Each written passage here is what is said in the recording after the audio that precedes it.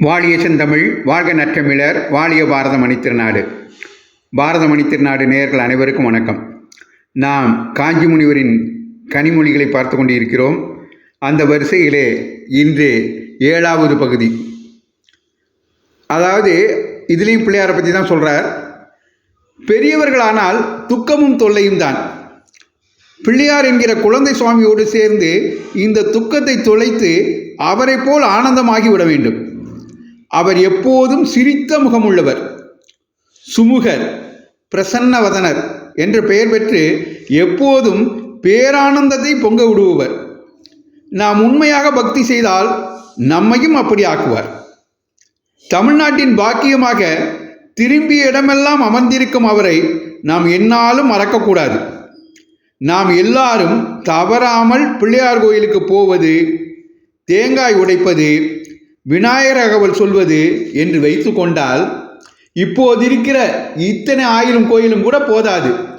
புதிதாக கட்ட வேண்டியிருக்கும்.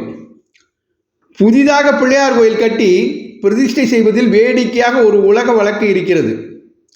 அதாவது புதிதாக பிள்ளையார் விக்கிரகம் அடிக்க கொடுக்காமல் ஏற்கனவே ஒரு கோயிலில் இருக்கிற பிள்ளையாரை திருடி கொண்டு வந்துதான் புது கோயிலில் வைக்க வேண்டும் என்பார்கள்.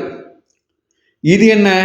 சாதாரண விஷயங்களிலே திருட்டக்கூடாது என்றால் தெய்வ காரியத்தில் போய் திருட்டு செய்யலாமா என்று தோன்றுகிறதல்லவா? பிள்ளையாரை திருடலாம் என்றால்தான் ஒவ்வொரு கோயிலை சேர்ந்தவர்களும் நம் பிள்ளையார் எங்கே திருட்டு போய் விடுவாரோ என்ற பயத்தால் அவரை அல்லும் பகலும் கவனித்துக் கொள்வார்கள். இப்போது பல ஊர்களில் கவனக்குறைவால் சுவாமியை காணும் என்று செய்தி வருகிற மாதிரி அது நடக்காமல் இருக்கும். அதற்காகவே இப்படி ஒரு திருட்டு வழக்கத்தை சொல்லி வருகிறார்கள் போல் இருக்கிறது. பிள்ளையார் நினைப்பு நம் ஜனங்களுக்கு நீங்கவே கூடாது. அந்த நினைப்போடு தான் இம்மாதிரியான ஏற்பாடுகளை நம் பெரியவர்கள் செய்து வைத்திருக்கிறார்கள். நமக்கு எப்போதும் துணை அவர்தான்.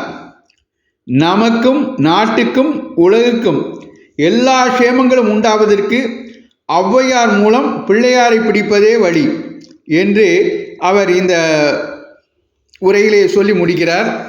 பிள்ளையாரை நாமும் வழிபட்டு எல்லா நலங்களும் வளங்களும் பெறுவோம். காஞ்சிமா முனிவரின் கனிமொழிகளை தொடர்ந்து கேட்போம். காஞ்சிமா முனிவரின் கனிமொழிகளை தொடர்ந்து கேட்க பாரத மணித்திருநாடு சேனலை சப்ஸ்கிரைப் செய்யுங்கள் என்று கேட்டுக்கொண்டு விடைபெறுகிறேன்.